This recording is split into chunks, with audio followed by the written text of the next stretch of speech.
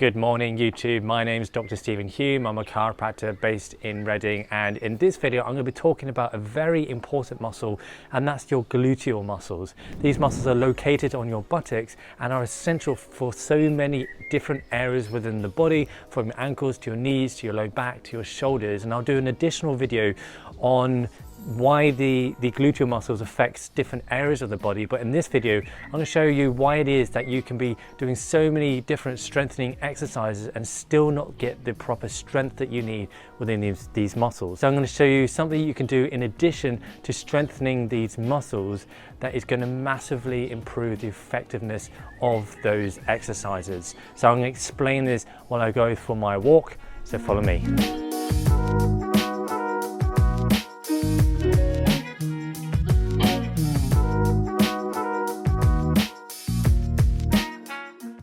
So you have two types of muscles generally within your body.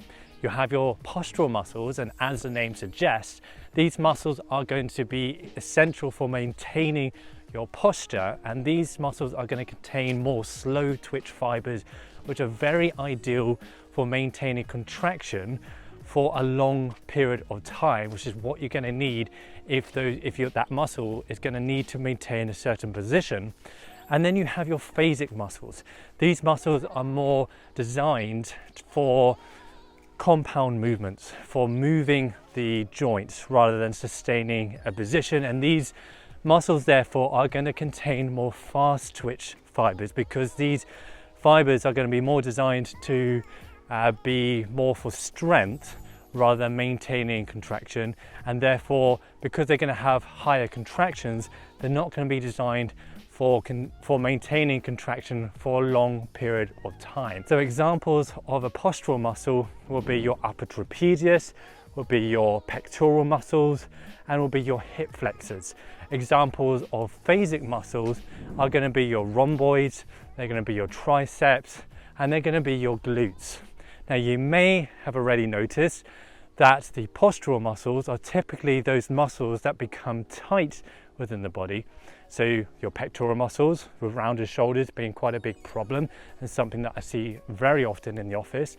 Your upper traps being very tight, a common area to get pain and referring into the head, causing headaches. And your hip flexors. The reason why your hip flexors are quite often tight is because we spend so much of our time sitting. So it maintains a shortened position for a long period of time. Now, your phasic muscles, you may notice, are quite often those muscles that become weak within the body.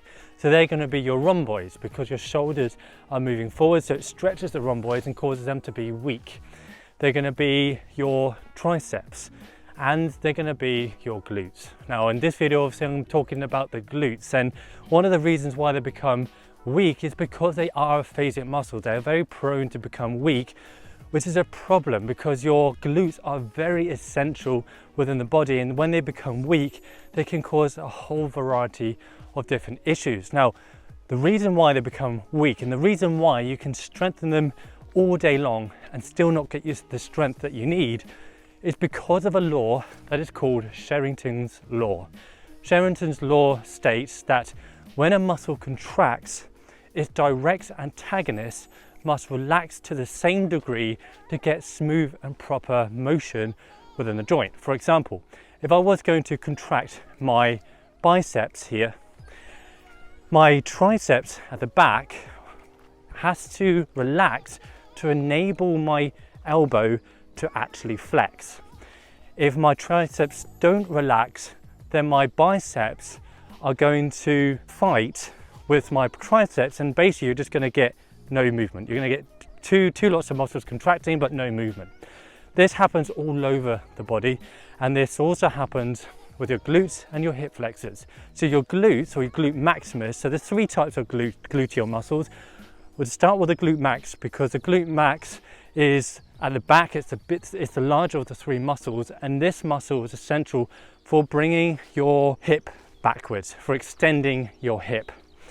Now the direct antagonist, an antagonist basically means the muscle that opposes that muscle. So if the glutes extend your hip, then the muscle that flexes your hip is going to be the antagonist, and that's going to be your hip flexors, which are going to contain your iliopsoas, so your iliacus and your psoas. So we call that collectively, that's the iliopsoas.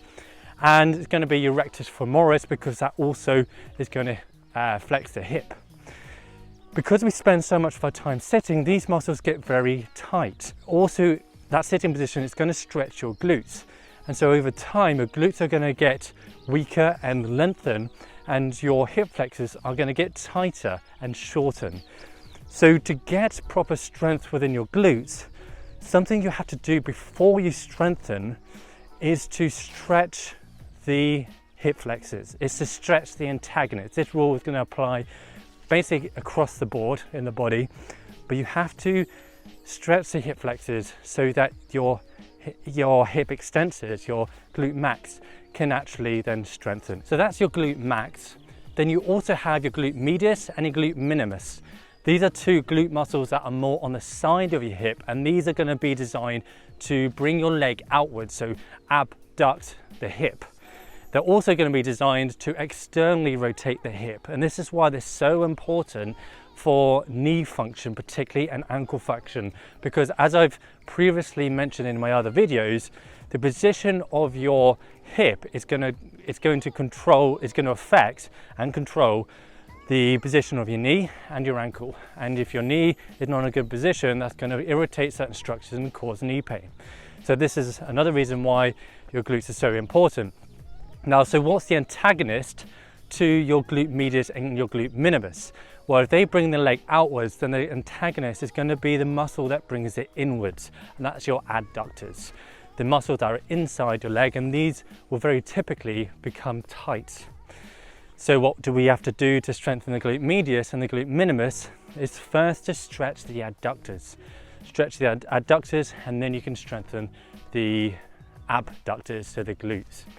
So I wanted to share that because that's something that I've learned recently. I've just recently read a book called Vital Glutes by Gibbons, a very good book, and he goes through many different exercises to strengthen the glutes. In my next video, I'm going to go through many different exercises and my top exercises to strengthen the glutes. We know that if we strengthen a muscle, it's best to strengthen it using a variety of different exercises because it's going to strengthen it in different ways rather than just doing one exercise.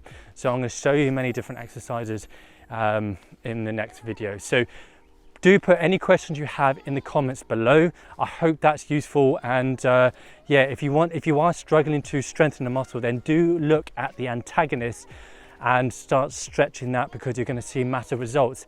You can actually strengthen a muscle by just purely stretching the antagonist.